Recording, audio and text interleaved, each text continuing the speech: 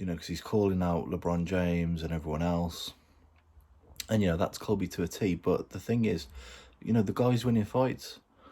You know, he's, to some majority, he's backing it up. And actually the content of what he's saying isn't, you know, it isn't that untrue. You know, I know he said he dedicated the fight to first responders and all this kind of stuff. And I guess it's on this pro-American charge of, like, you know, everyone, I suppose, who supports the police instead of wants to defund the police. As he says about Tyron Woodley is seen as kind of a Nazi and whatever else, but I don't think it's all coming from this place that people think that it's coming from. I don't think it's all necessarily coming from him being a troll, desperate to get a reaction. You know, at the very least, he genuinely does believe a lot of what he's saying. He does. You can't deny it. You know, the guy meets the president, he's friends with him. If you saw in that interview, he got called straight after by the president. All the military yeah, this was out there, about the long and short of what he had to this say. world would not be safe without you guys. You know, you keep us safe. And, you know, not these woke athletes, man. I'm sick of these woke athletes and these spineless cowards like LeBron James. And speaking of spineless cowards, Marty Fake Newsman, Street Judas, we got unfinished business. So, yeah, as you can see, he went on to call out Marty Usman or Masvidal. I don't think he deserves the hate that he's getting, to be honest.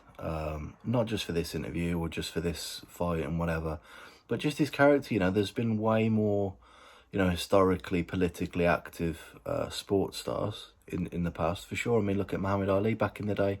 He was judged so harshly by white people, by Americans, for not wanting to participate in, you know, the Vietnam War. But the times change, you know. We've learned from that. We can learn from this. You know, he's the heel. Obviously, he plays to that. He's the bad guy character, I suppose, how Chael Sonnen used to be. And sometimes it comes across as awkward, and sometimes it doesn't work, and sometimes it does. You know, I put a video up the other day about some of the stuff he was saying at the press conference, you know, about Jorge Masvidal and Kamaru's coming together to sort out the payments to their kids or whatever they were saying. But yeah, he makes jokes and he gets personal, and to be honest, it's no different from how, like, Conor was a few years back as well, making jokes about sort of Khabib's culture, although sort of went into more of a religious grounds, I guess. But, you know, it's on the same grounds. It's certainly comparable to me. The UFC is known for doing that, but this time it feels like, because of the situation at the minute politically, people have just loved sort of creating their own story from it and making Colby into someone I don't think he could, even in his mind, could even live up to be. Whether Tyrone gets a rematch, I don't know. I think he needs to go on maybe a 4 or 5, 3 or 4 at least fight win streak now before he gets back into, like, top fight contention. But, you know, yeah, it's taken away that shine.